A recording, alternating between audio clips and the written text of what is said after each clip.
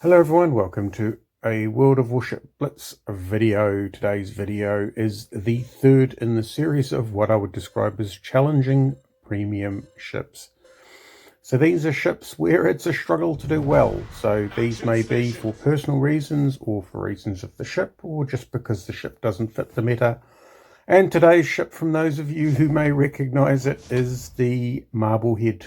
And this is in at number 3, and the reason this is at number 3 is that, well, the Marblehead is basically the Omaha, which is the Tier 5 Tech Tree cruiser, and the Omaha, in my experience, had a very good win rate. The Marblehead, not so much, and I can't really explain it, so maybe I've become more careless at Tier 5. And maybe I need to get the Omaha out to see what the difference would be. But basically the ship is, well, it's festooned with guns, which means it can be a challenge in getting them all on target. And also it's incredibly poorly armoured. So expect to take a lot of damage. Now it is American cruisers. I mean, interestingly enough, the Omaha and then the Pensacola were American cruisers that actually really attracted me to the line. So yeah, so it is a bit of a surprise. Here we are, we're going up against this Nicholas. Now our job here is to protect our fleet from this Nicholas, and this Nicholas is going to take some cover behind the island, which is pretty much what I'd do in this situation. And here we go, fire some torpedoes. Now here is, I wouldn't have done this in the Leander. I have no idea why I did this in the Marblehead.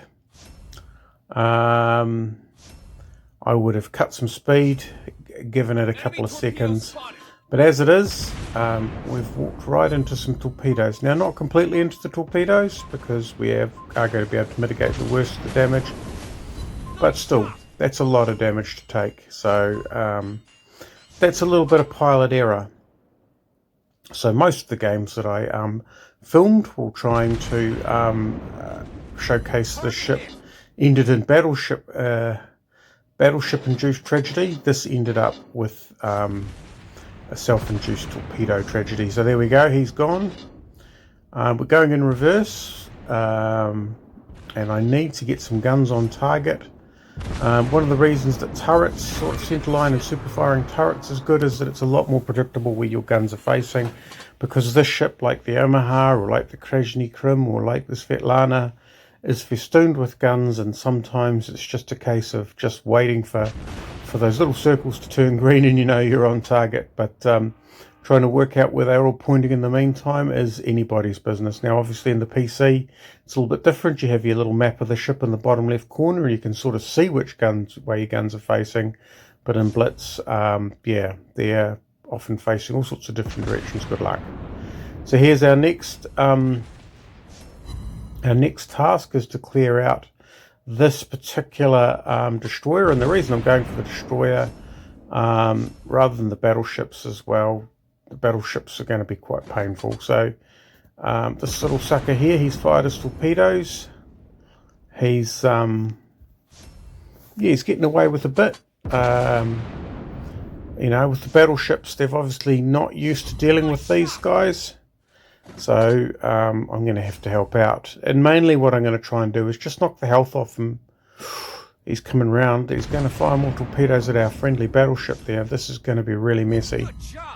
Because, yeah, there they go. We're going to lose one of our own friendly battleships. Yep, he's gone.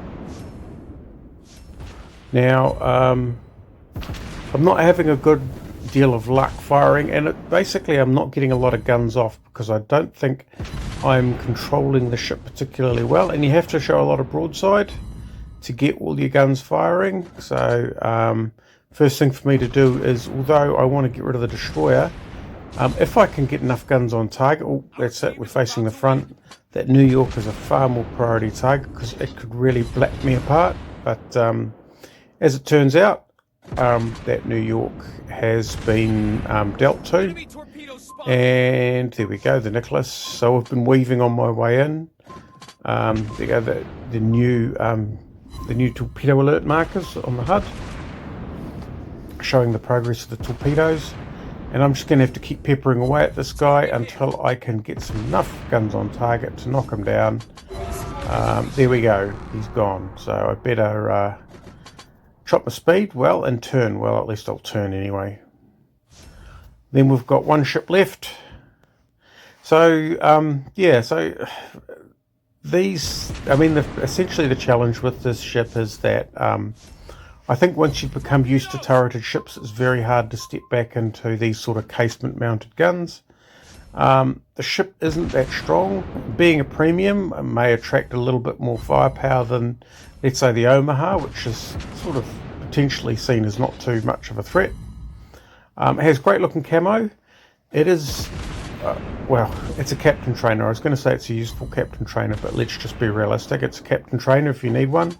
It does have air defensive AA, which is nice, but yeah, it's all in all,